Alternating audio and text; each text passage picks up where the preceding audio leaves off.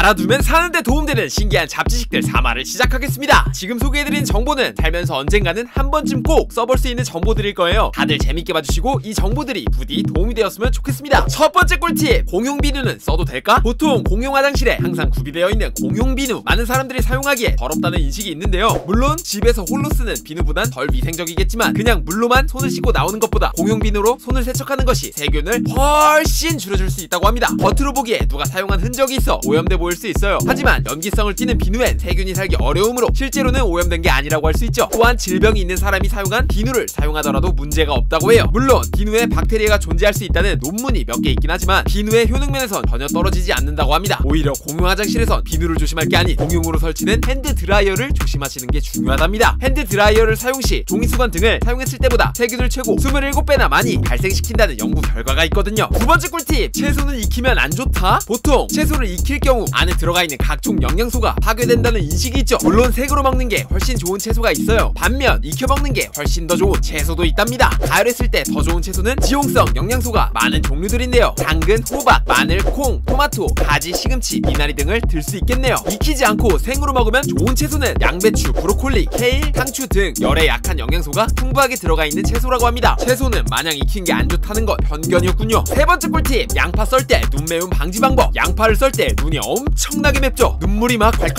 콸콸콸콸콸콸콸 예요. 근데 양파를 썰 때 아주 간단한 방법으로 눈매움을 방지할 수 있답니다. 바로 칼을 물에 적신 후 양파를 써는 방법이죠. 양파 속엔 최루성 물질로 바뀌는 물질과 이를 최루성 물질로 바꾸는 효소가 있습니다. 양파를 썰거나 다질 때 이 두 물질이 반응해서 최루성 물질이 만들어지죠. 이 최루성 물질은 눈을 자극하게 되죠. 근데 칼에 물을 묻히고 양파를 썰게 되면 최루성 물질이 칼에 묻은 물에 먼저 용해돼요. 양파를 썰더라도 눈이 덜 맵다고 합니다. 그리고 썰기 전에 양파를 냉장고에 넣어두거나 찬물을 끼얹는 방법 역시 양파를 썰 때 눈이 매운 걸 줄일 수 있는 효과가 있다고 해요. 네 번째 꿀팁! 응급의료비 대불제. 급하게 응급실을 이용하는 경우 응급실 진료비를 미처 준비하지 못하거나 여력이 없는 때도 있죠. 이 경우 응급의료비 대불제를 활용하는 것이 좋습니다. 국가에서 응급진료비를 대신 지급한 후 1년 안에 환자나 가족으로부터 상환받는 제도이죠. 모든 응급 상황에 적용되는 것은 아니지만 다양한 응급 상황에 이용할 수 있는 제도라고 합니다. 응급실 창구 직원에게 환자의 신분을 말해준 후 제도 이용 의사를 밝히고 응급의료비 미납 확인서를 작성하면 된다고 하네요. 만약 병원에서 대불제도를 거부할 경우 건강보험 심사평가원 의료급여관리부에 전화해 도움을 요청할 수도 있다고 합니다. 다섯 번째 꿀팁! 음료 마실 때 충치 줄이는 법. 간단하게 충치를 줄이는 방법이 있습니다. 음료를 마실 때 빨대를 이용하는 것이죠. 강한 산성 성분이 들어가 있는 등 자극적인 음료수들은 치아 부식의 원인이 됩니다. 하지만 빨대를 사용할 경우 음료가 치아에 닿는 부분을 최소화하게 되죠. 빨대를 사용해 음료를 마실 경우 충치가 생길 확률이 조금이나마 줄어들 수 있다고 해요. 정말 간단한 방법으로 충치 예방 개꿀팁! 여섯 번째 꿀팁! 빵 자르는 법. 보통 부드러운 빵은 자르기 정말 어렵습니다. 힘으로 잘랐다간 부스러지거나 볼품없게 잘리죠. 이럴 때 칼을 달궈서 잘라보세요. 그럼 부드러운 빵이 부서지지 않고 단면이 깨끗하게 잘 잘립니다. 그리고 케이크를 자를 때는 칼을 차갑게 만든 뒤 자른다면 정말 잘 잘린다고 하네요. 일곱 번째 꿀팁! 유통기한이 지난 음식. 유통기한이 지난 음식은 그냥 버리시나요? 유통기한이라는 게 사실 식품을 섭취할 수 있는 기한이 아닙니다. 유통기한이라는 건 상품이 시중에 유통될 수 있는 기한을 말하죠. 말 그대로 유통업자가 제품을 판매할 수 있는 법정 기한을 말하는 것입니다. 보통 식품이 변질되지 않는 기한을 5일이라고 한다면 대중 60%에서 70%에 해당하는 3일이